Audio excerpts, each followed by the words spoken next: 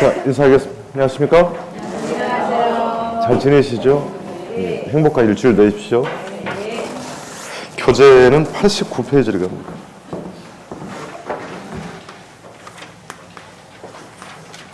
이 편을 공부를 합니다. 이 편의 1장 부동산 수요 공급이론을 만납니다.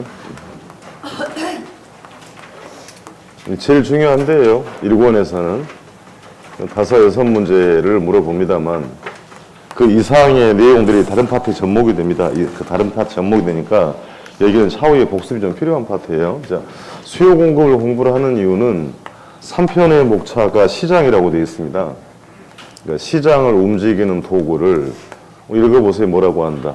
수요와 공급이라고 합니다. 정의를 하고 합니다. 부동산 시장이니까 부동산 시장이란 부동산 수요와 공급에 의해서 가격이 결정되는 것이라고 합니다. 바꿔 이야기하면 가격을 결정하는 건 뭐다? 수요와 공급인 겁니다. 지난주에 이제 경제적 개념을 공부를 하시면서 두 가지 용어를 정의했어요. 소비재라는 용어하고 상품의 개념을 정의했습니다. 소비하는 재화라고 했죠? 네. 그 만족도를 뭐라고 했던가요? 효용을 얻기 위해서 가격을 지불하는 것 소비재. 공급자가 돈을 버는 수단, 이윤 창출을 위해 팔아먹는 것은 상품이다라고 했죠. 부동산이 자산의 성격이 있긴 한데 뒤에 들리세요? 작습니까? 작아요? 네.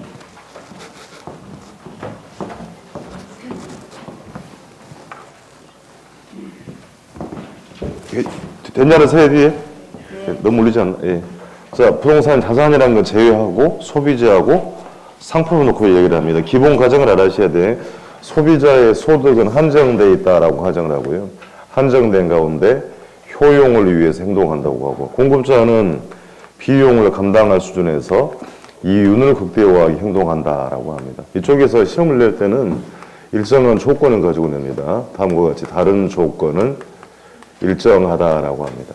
다른 건 고려하지 말고 주어진 조건만 답을 하시라는 얘기입니다. 커피를 소비재라고 하잖아요. 네. 가격은 프라이스라고 하겠습니다. 자, 그럼 커피 가격이 상승하면 커피 소비량이 줄어들죠? 네. 여러분 사 마실까요? 안 마실까요? 안 마셔요. 안 마십니다.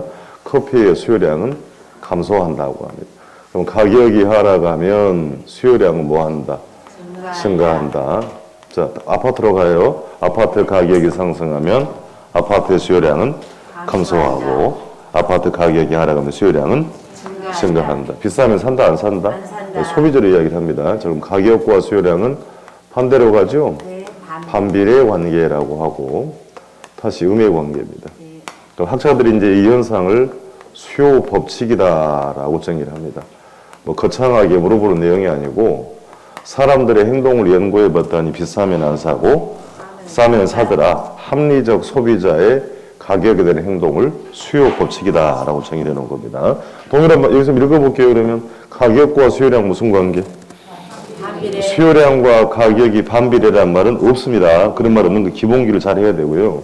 원인과 결과를 바꿔서는 안 된다는 얘기예요.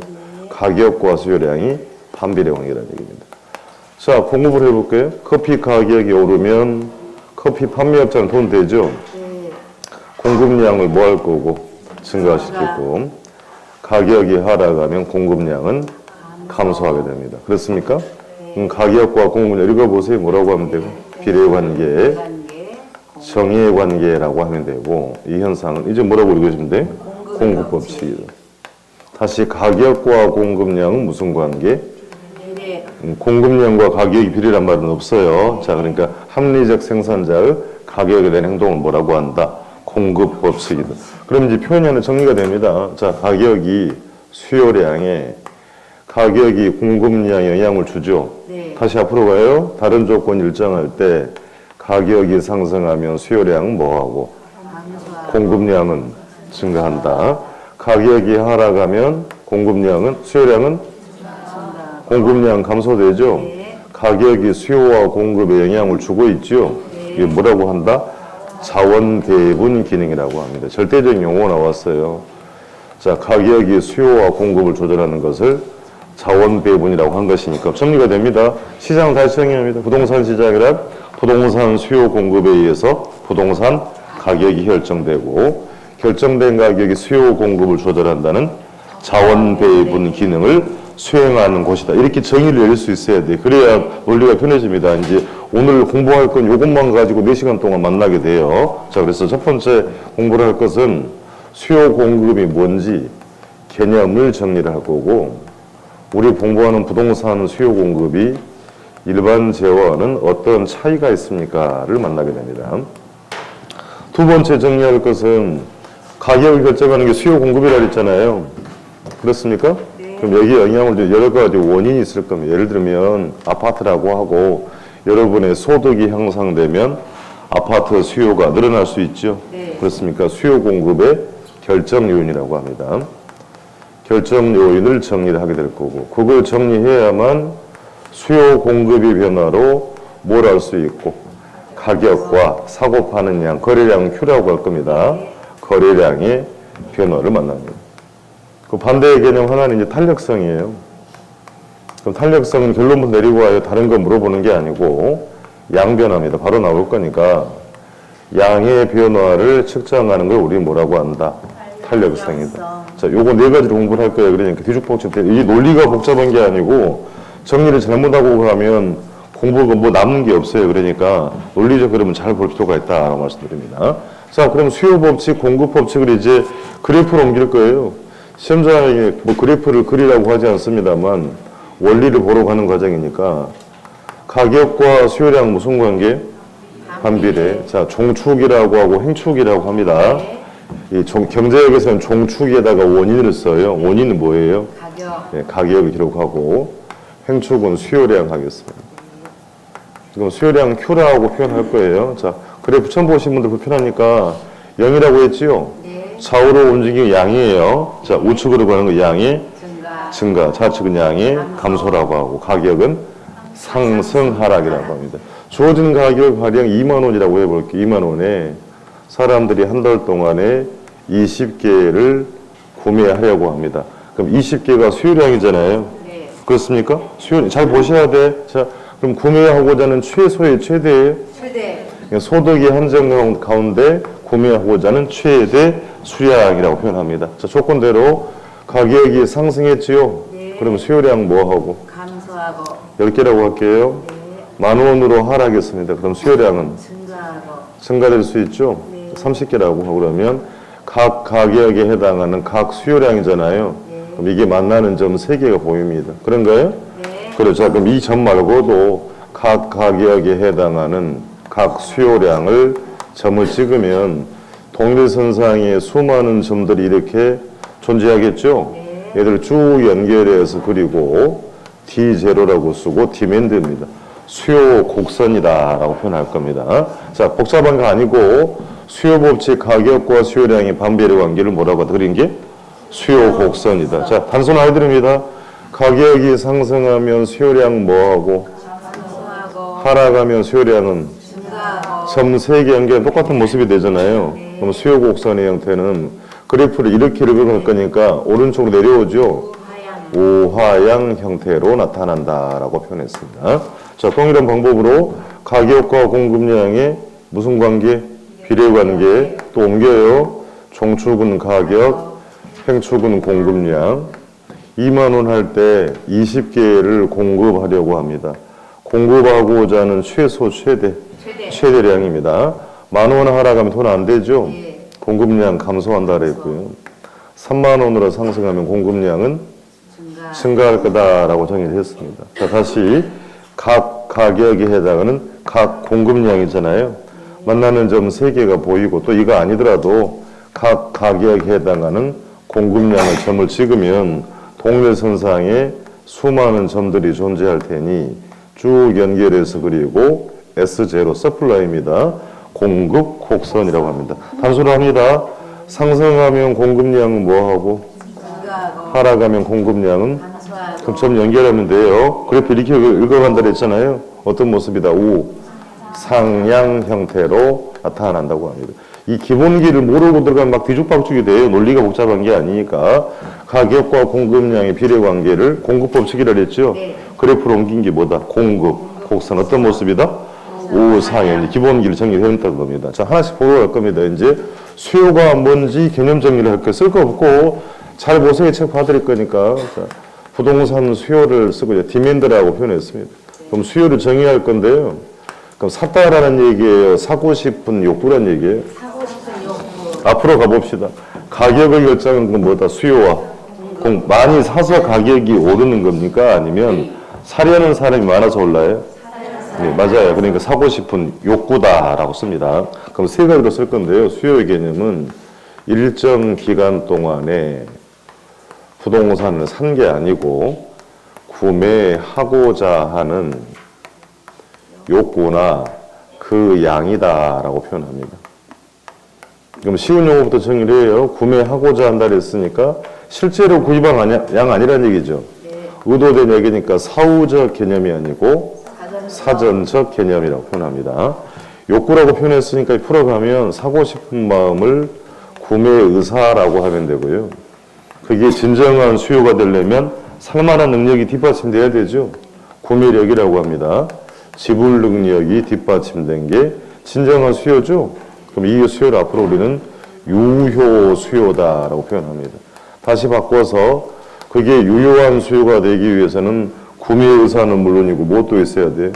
구매력도 있어야 된다. 이거 물어보는 이유가 있죠. 일반 재화에 비하면 부동산이 비싸죠. 고가성에는 특성이 있습니다. 그러니까 구입할 능력이 있어야 시장 참여가 가능하다. 그래서 물어보는 겁니다. 그럼 표현 바꿔서 구매 의사는 있고 구매력 없으면 유효 수요라고 쓰면 돼요, 안 돼요? 안 돼요. 그러니까 잠재 수요라고 합니다. 사고 싶은 마음만 있으면 잠재 수요고. 마무리해야 됩니다. 그럼 내가 능력 안 되면 차입금을 동반하면 대출을 동반하면 구매력이 높아지죠. 그럼 잠재 수요는 유효 수요가 될 수가 있다라고 정의한 겁니다. 조금 전에 양 개념 정의했어요. 최소, 최대. 구매하고자는 최대량이다라고 했던 거고. 이제 문제는 이제 일정 기간이라는 표현입니다. 자, 기간이라는 표현을 정의하려고 합니다. 예를 들면 1월 1일부터 3월 31일까지 이렇게 명시하는 걸 기간이라고 하죠. 일주일 동안에, 하루 동안에, 혹은 한 달 동안이 뭐다? 기간이다. 기간에 해당하는 개념을 이제 시험에 물어보는 것으로 유량이라고 표현합니다. 흐름의 개념이라는 얘기고, 영문으로 쓰면 플로우라고 표현합니다. 영어 단어도 좀 기억을 하세요. 한글을 빼고 영어 단어로 물어본 적이 있습니다. 다시 시험장에 유량이라고 나오면 뭐다? 일정한 기간을 의미한다라고 해석을 하는 거고요. 그럼 부동산은 여기에 대비되는 개념, 일정한 시점이라는 표현도 있다고 합니다. 그럼 기간과 시점이 같은 말이 아니죠. 예를 들면 1월 1일 현재 이렇게 명시하는 게 뭐다? 시점을 의미한다는 얘기입니다. 그럼 시점에 이제 해당하는 표현은 저량이라고 해요. 쌓을 저자입니다. 저수지, 저장소라는 개념 들어봤을 거예요. 그러니까 고정된 양을 뭐라고 한다? 저량. 저량은 스톡이다라고 합니다. 출제자가 사실은 이 문제를 이렇게 내면 안 돼요. 그 한글을 빼고 영어 단어만 주소 물어본 적이 있는데 스톡이라는 표현이 증권이라는 용어도 있어요. 그러니까 함부로 쓰면 안 되는데 때려주길 인간들이지 지탄을 받아야 돼요, 사실은. 그런데 알고는 가시라는 얘기예요. 저량이라고 나오면 뭐다? 일정한 스톡 개념이고 유량은 일정한 기간 뭐다? 플로우 개념이다. 그러니까 부동산의 수요 공급의 개념은 기간을 명시하는 유량도 있는데 시점 명시하는 뭣도 있다. 그래서 공부를 하게 되는 겁니다. 그럼 경제 지표도 기간을 명시하는 것은 유량 지표, 시점을 명시하는 건 저량 지표라고. 대표적으로요, 수익과 비용이에요. 그러니까 수익과 비용에 관계된 것들은 전부 다 유량 지표입니다. 여러분이 보여준 소득, 급여, 임대료, 수입, 이자, 비용 전부 다 뭐다? 유량. 그러니까 한 달 동안의 급여라고 하죠. 1월 1일 현재 내 월급이 얼마라고 합니까? 그 말이 안 되잖아요. 월이 뭐예요? 한 달 동안의 급여, 한 달 동안의 임대료 수입이니까 수익과 비용에 관한 건 전부 다 유량 지표고. 자, 그럼 이제 인구나 부동산 가격은 대표적인 저량 지표입니다. 인구는 오버해서 보지 말고요. 일정 기간에 이 지역에 들어오는 인구 수를 물어보는 게 아닙니다. 3월 1일 현재 덕진구의 인구가 10만 명이다 이렇게 발표를 하는 거니까요. 인구는 시점을 명시하는 뭐다? 저량. 제가 왜 우려서 말씀드리냐면 모의고사에 막 이상한 문제가 나와요. 인구의 변동분은 유량 지표다. 이렇게 문제를 위한 문제가 막 나옵니다. 그러니까 헛공부하지 말고요. 인구는 들어온 인구 수를 물어보는 게 아니고 시점에 존재하는 수를 말하기 때문에 뭐다? 절량입니다. 자, 2월 5일 날 여러분 아파트 팔았어요? 3억 원에 팔았습니다. 3억 원은 가격이라고 하죠. 그럼 2월 5일 현재 3억 원이죠. 2월 1일부터 2월까지 3억이라고 합니까? 그렇게 말하지 않다. 여러분 좋아하는 주식 주가 시작하는 가격 뭐라 그래요?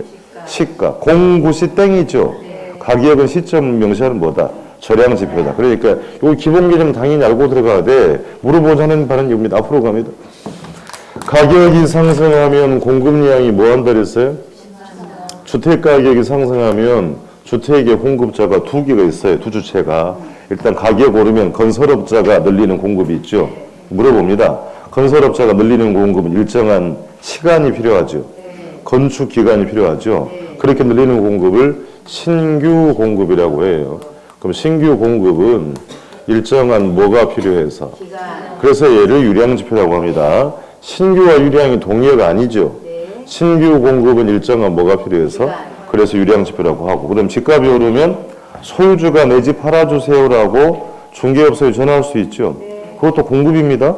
그런가요? 그럼 신규 공급이 이미 나와 있는 물량이죠. 현재 여러분이 거주하고 있는 물량을 절량이라고 합니다. 그래서 정리를 하자면 기존 주택 공급량입니다. 일정한 시점에 이미 존재하기 때문에 기존 주택 공급량을 뭐라고 한다. 이것 때문에 자꾸 물어보는 겁니다. 즉 주택 재고량은 뭐다? 절량 지표. 신규 주택 공급량 뭐다? 유량 지표. 정리를 잘 할 필요가 있다. 사후에 이제 섞어놓고 이제 개수를 이렇게 물어보는 경우도 있어요.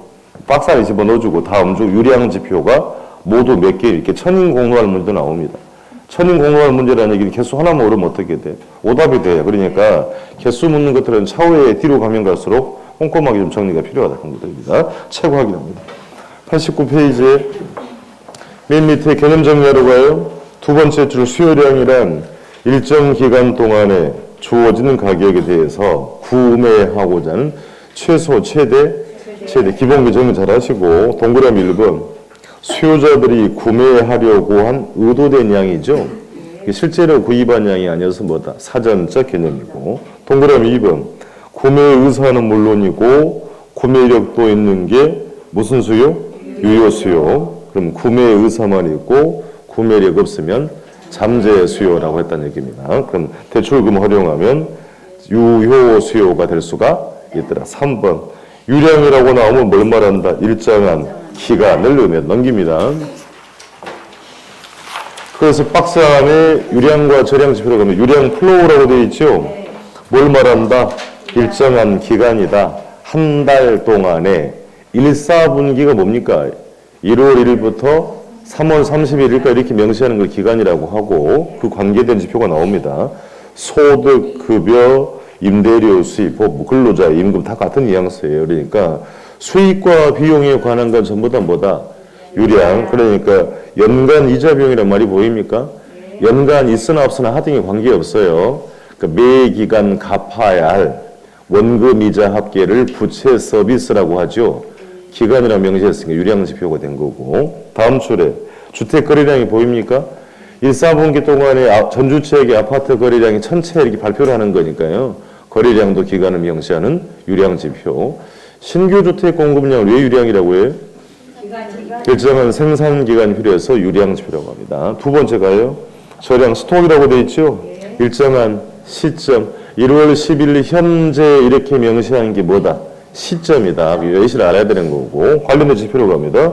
부동산 가격, 순자산 가치, 자산 부채. 그렇게 주의해야 돼요. 부채는 빚이죠. 부채는 절량인데 부채 서비스는 뭐다?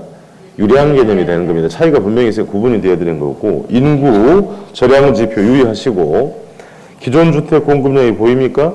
이미 시장에 존재하므로 재고량이 뭐다? 절량 지표다. 그래서 밑에 예제를 문제 한번 보봅시다. 확인 예제. 문제만 복잡할 뿐이고 세 번째 줄에 다음 중 절량 자료에 해당하는 것 이렇게 물어봤잖아요. 그럼 절량의 의미가 뭐다? 일정한 시점을 명시하는 지표를 찾으라는 얘기입니다. 자, 1번 순영업 소득이란 말이 보이죠. 그 소득, 급여, 그 수익과 비용의 관계를 전부 다 뭐다? 유량지표. 나머지 2, 3, 4는 착실하게 연간이란 말도 주고 월이란 말도 주고 또 월이란 말을 주잖아요. 그러니까 그 말 없어도 관계없다는 얘기예요. 이자, 비용, 임대료, 수입, 급여는 기간을 명시하는 무슨 지표? 유량 지표. 그럼 순자산은 가치는 가치 가격이죠.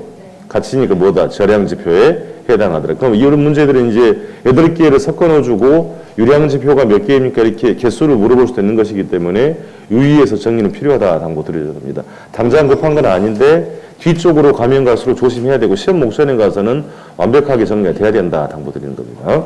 자, 내려와서 바로 2번. 수요 함수로 갑니다. 수요 함수가 뭡니까? 한번 칠판 볼게요. 자, 수요를 딱 한마디로 뭐라 했어요? 사고 싶은 욕구라 했잖아요. 네. 여기에 영향을 주는 여러 가지 원인들을 수요 공급의 결정 요인을 수학적 표현으로 수요 함수라고 쓴 겁니다. 자, 그러니까 아파트라고 명시하고 아파트 수요 혹은 수요량에 영향을 주는 여러 가지 원인들을 펑션은 함수입니다. 그러니까 다시 우리가 함이란 말은 상자 박스를 말하는 거니까요. 상자 열어서 어떤 보물이 있나 하나씩 끄집어 내는 것처럼 수요가 뭐라고 했어요? 사고 싶은 영향을 주는 원인들을 이렇게 쭉 나열을 해보겠다는 얘기입니다. 그럼 첫 번째 원인 이미 보고 왔어요. 맨 앞에 있죠? 첫 번째 원인은 뭐다? 가격이다. 그럼 제가 아파트라고 명시했으니까 첫 번째 원인은 뭐라고 하면 돼? 해당 아파트의 가격이고 이것 말고도요.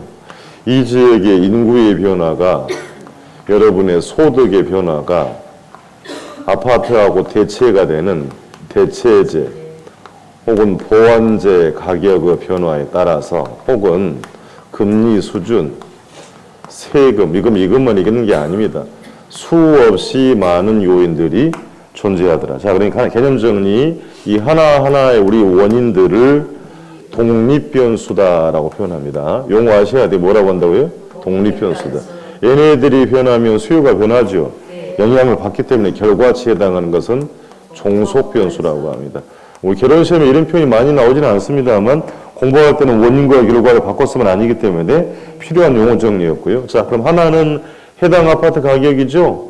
나머지는 아니잖아요. 자, 하나는 해당 아파트 가격이고 나머지는 다 묶어서 해당 아파트 가격 이외의 요인으로 구분을 하게 됩니다. 자, 그리고 냅니다. 해당 아파트 수요 혹은 수요량에 영향을 주는 원인은 아파트 가격과 아파트 가격 이외의 요인으로 구분을 할 수가 있습니다. 구분하는 이유가 있어요. 그래서 이제 해당 아파트 가격이 변하면 이제 이 현상을 아파트 수요량의 변화다라고 표현합니다. 그럼 해당 아파트 가격 이외의 요인 변화로 수요량이 변하면 이제 이 현상은 수요의 변화라고 합니다. 결론부터 먼저 내리고 간 겁니다. 그러니까 왼쪽에 써놓은 수요량의 변화와 오른쪽의 수요의 변화는 같은 개념이다. 아니다. 원인이 다르기 때문에 구분 정리를 하겠다라고 하는 겁니다. 자, 그럼 다시 수요량의 변화로 가요. 앞으로 그래프 가야 됩니다. 종축 그래프 읽으세요. 가격 종축이 뭐예요? 가격. 해당 아파트 가격이죠? 네. 형축 읽으세요. 무슨 변화? 수요량이 그대로 읽었어요. 해당 아파트 가격이 변하면 무슨 변화? 수요량의 변화라고 읽고, 자, 여기 최초 A점, 여기 B점, C점 합시다. D제로 곡선이 움직인 건 아니잖아요. 근데 A점이 어디로? A점이 C점으로. 곡선상의 무슨 이동이다?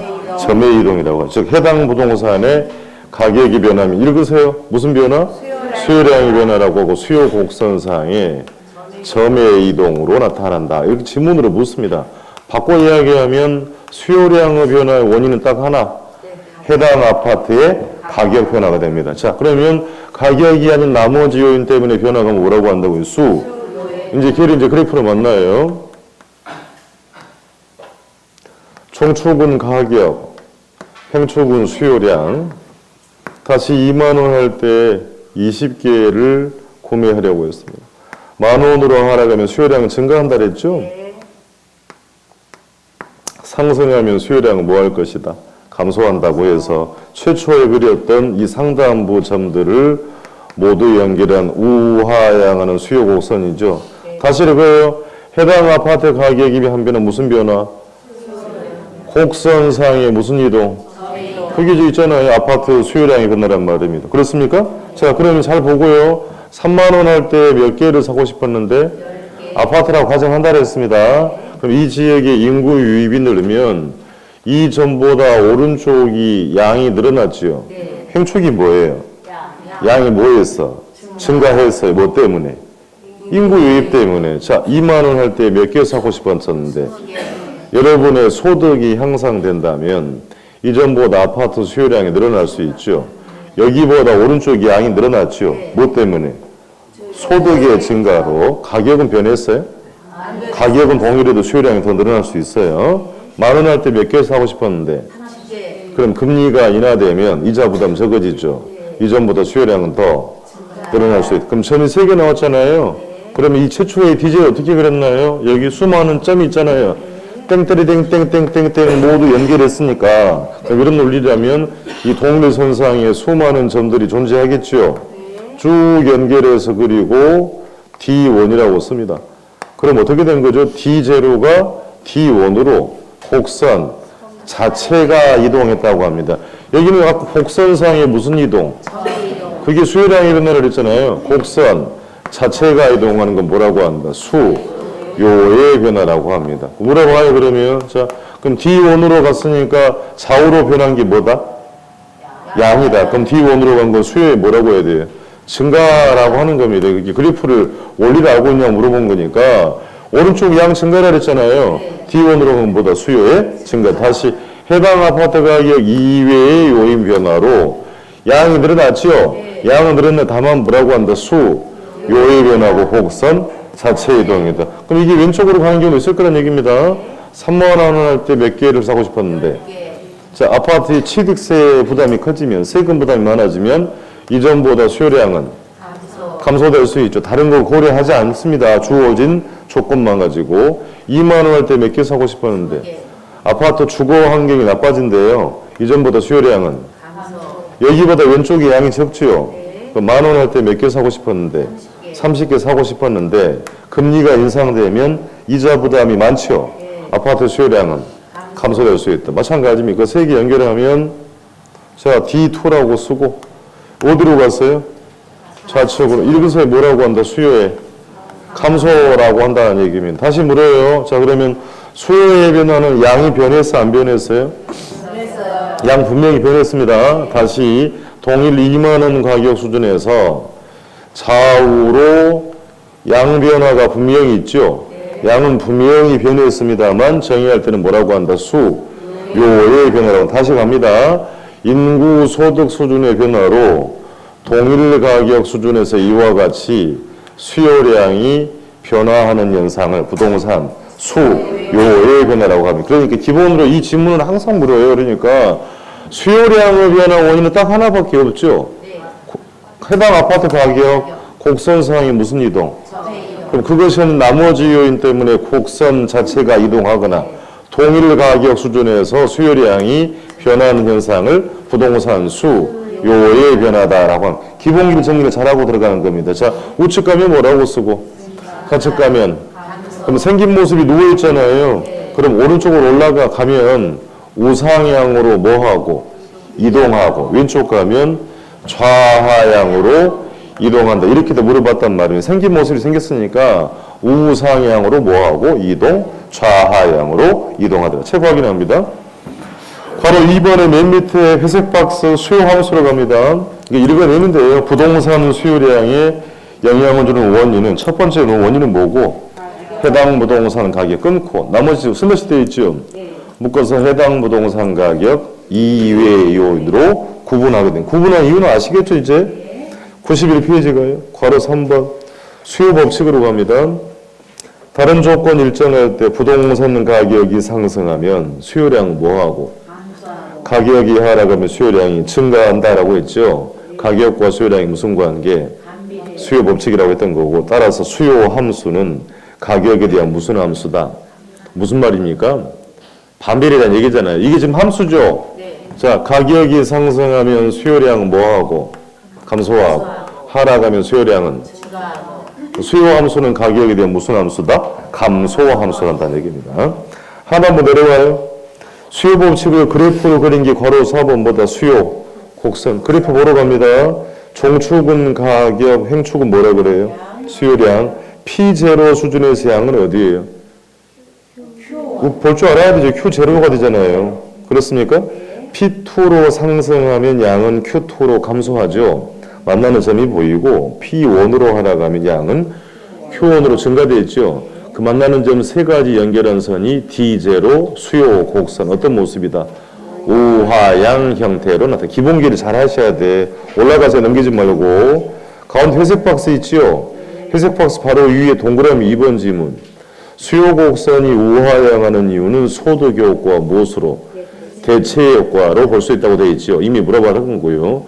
회색 박 두 개 묶어서 가격 효과라고 합니다. 칠판 보겠습니다. 이 수요 곡선이 우하향하는 이유를 뭘로 설명하고 있다고요? 소득 효과. 자, 정리하러 갑니다. 여러분이 한 달 동안에 벌어진 소득을 명목소득이라고 해요. 통장에 찍힌 소득을 뭐라고 한다? 그럼 그게 일정해도 재화의 가격이 하락하면 이전보다 재화의 소비량이 늘어날 수 있죠. 그러니까 재화의 가격이 하락하면 소비자의 실질 소득이 향상이 되고 구매력이 높아진다라고 하는 겁니다. 그래서 소비량이 늘어난 걸 뭐라고 한다? 소득 효과다. 그러니까 내 월급은 같아도 휘발유 가격이 떨어지면 휘발유 소비량이 더 늘어날 수가 있다라고 하는 겁니다. 그렇습니까? 다시 임차인의 명목 소득은 일정해도 임대료가 하락하면 임차인의 뭐가 늘어난다고요? 요걸 잘 찾아야 돼. 그럼 임대주택의 소비량이 늘어나는 현상을 뭐라고 한다? 소득 효과입니다. 자, 다시 임차인의 명목 소득은 일정해도 임대료가 하락하면 임차인의 뭐가 늘어나요? 실질 소득이 향상이 되죠. 그럼 임대주택의 수요량이 늘어나는 현상을 뭐라고 한다? 소득 효과라고 합니다. 그럼 소득 효과와 대체 효과는 같은 말이에요?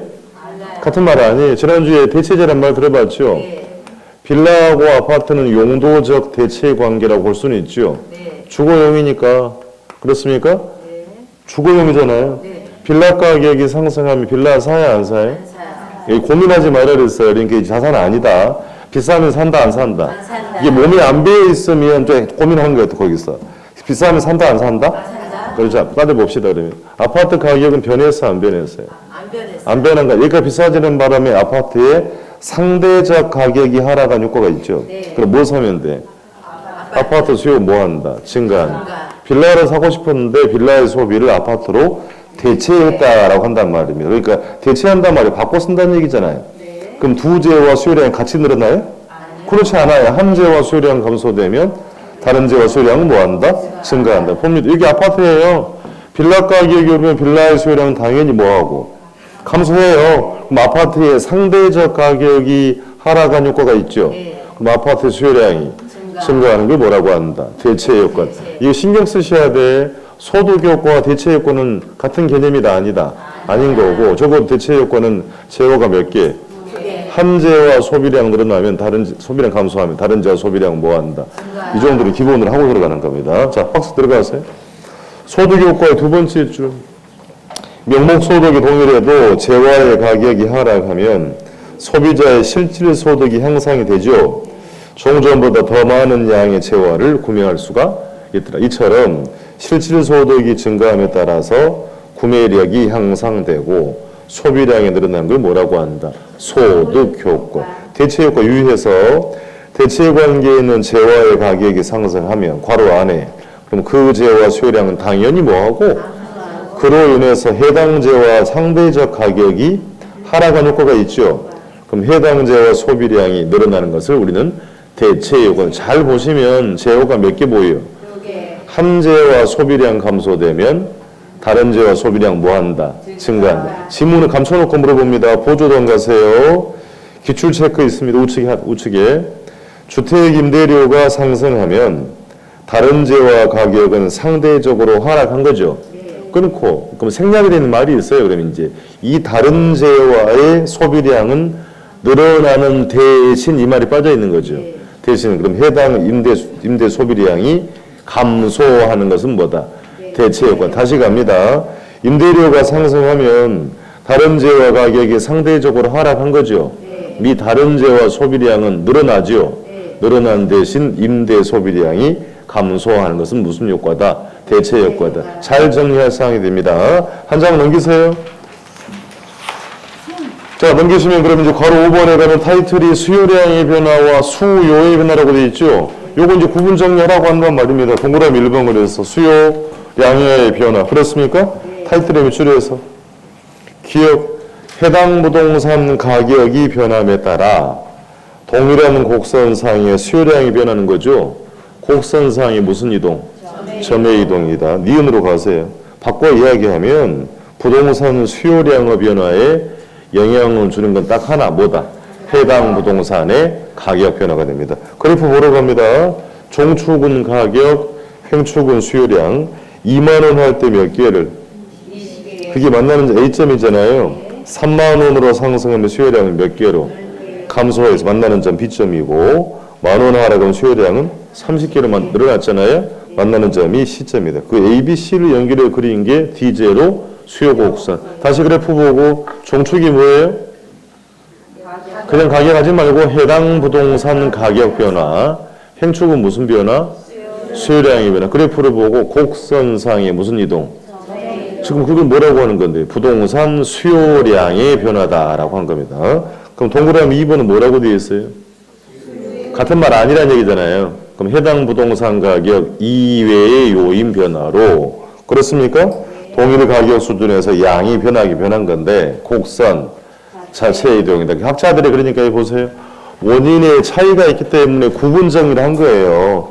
원인 차이 때문에 얘가 변하면 수요량이 변하라 그랬죠.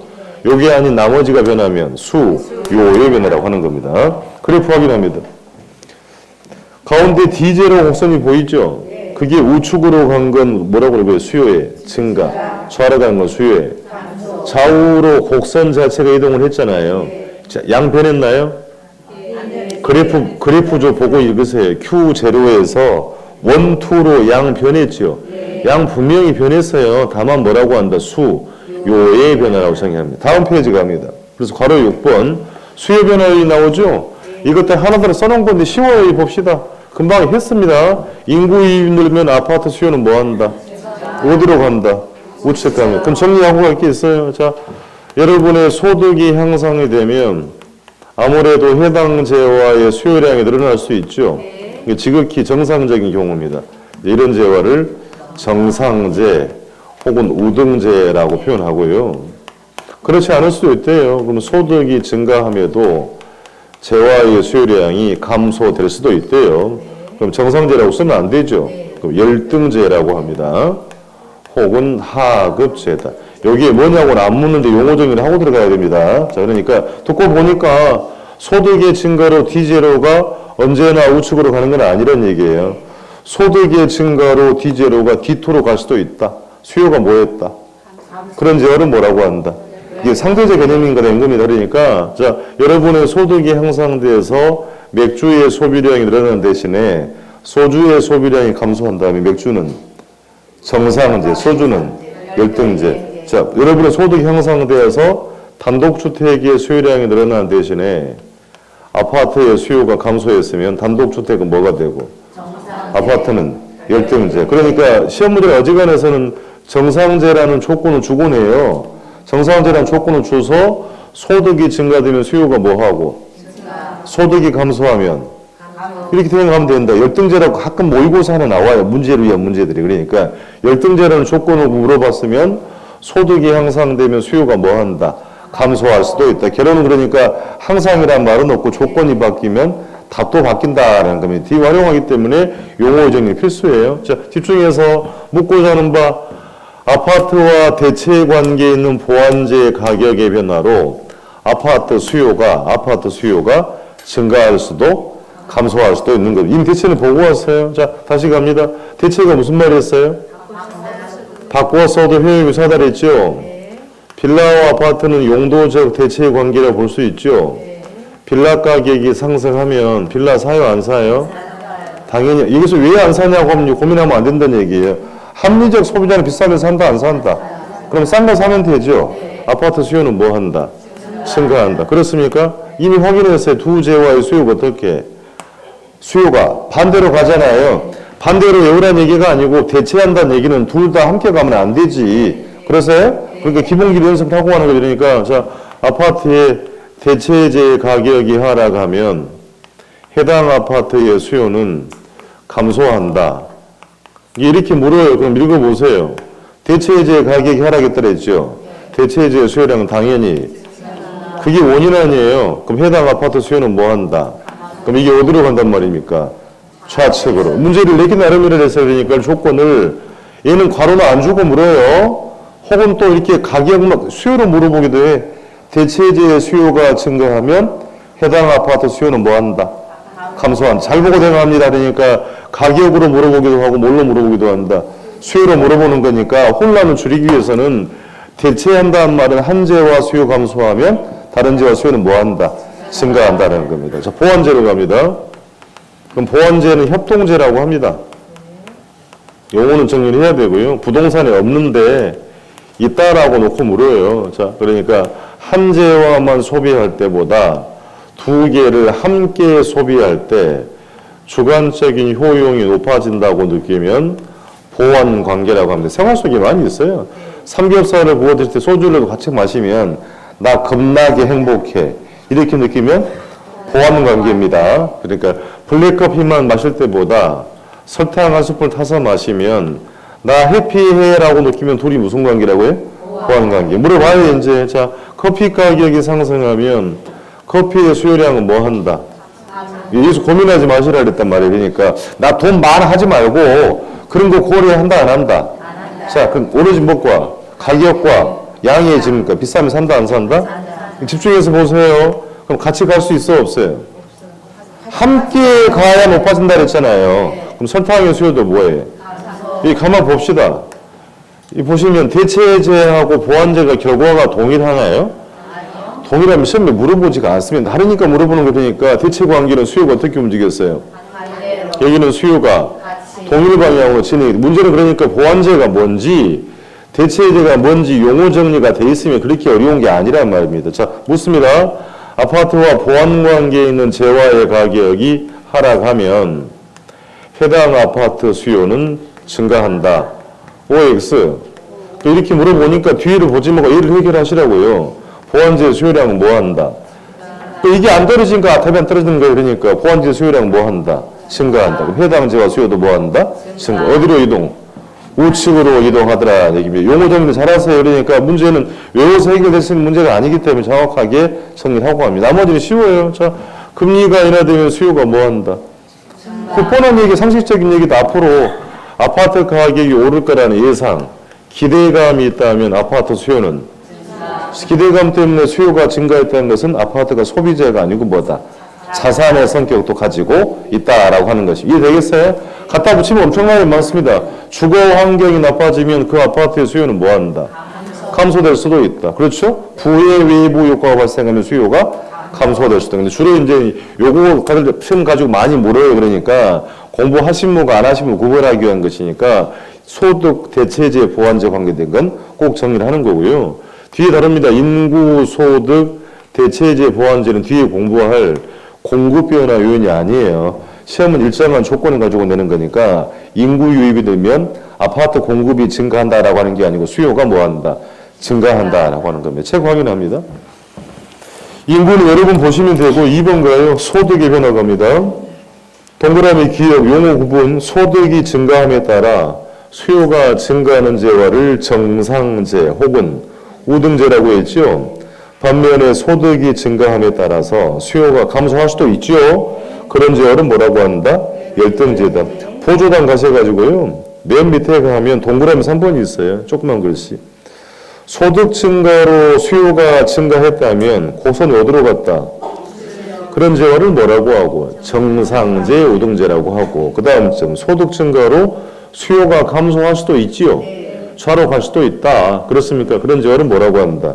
열등재화라는 얘기입니다. 위로 올라가서 보조단의 기출체크 1번 인구의 감소라는 요인으로 수요 곡선 자체가 이동했다 그랬잖아요. 수요의 변화다. 그거 수요량의 변화라고 하면 돼요?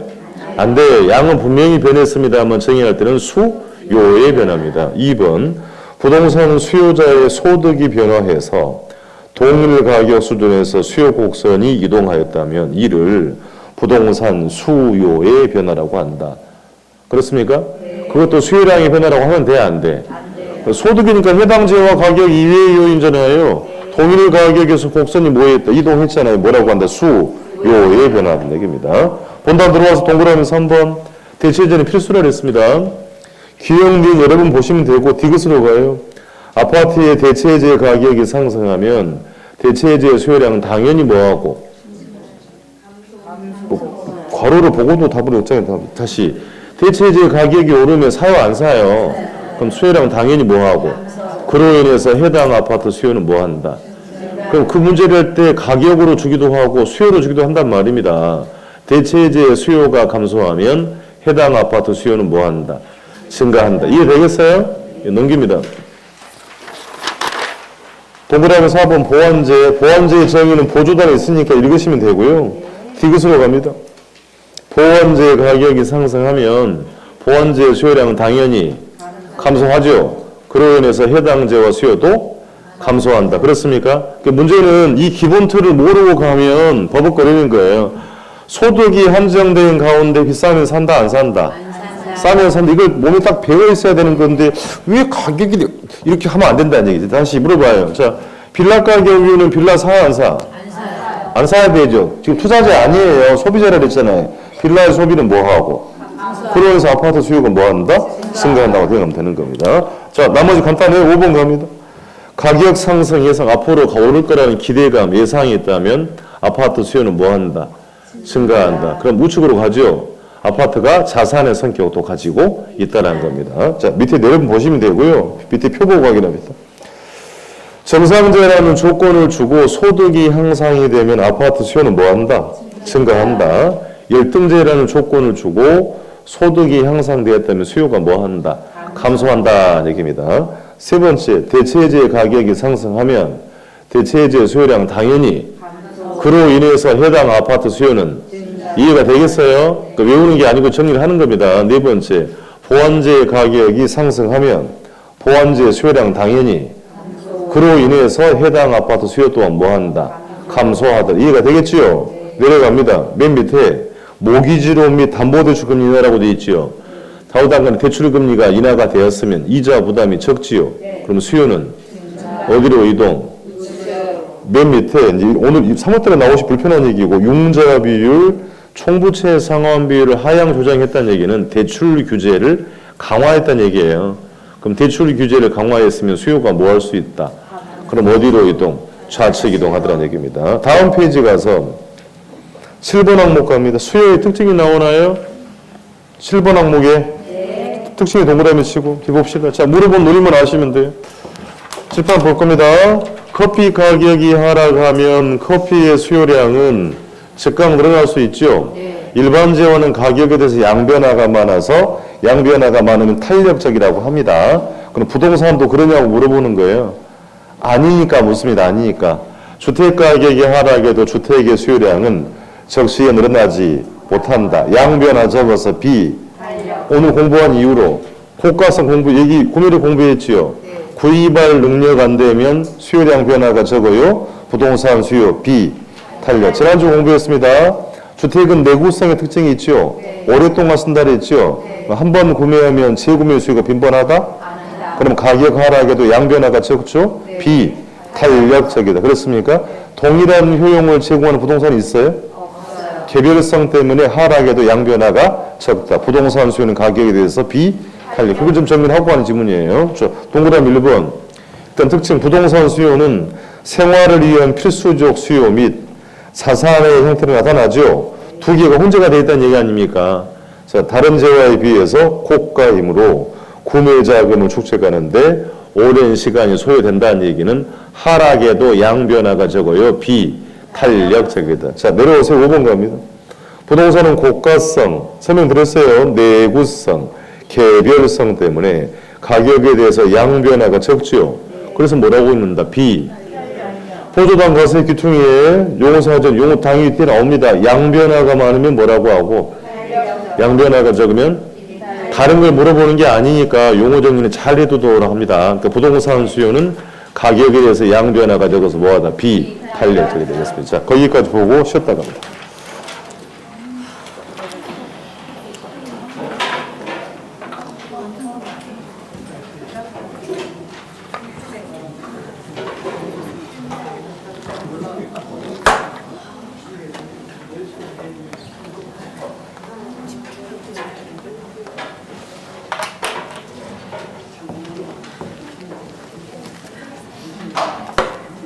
힘들어요?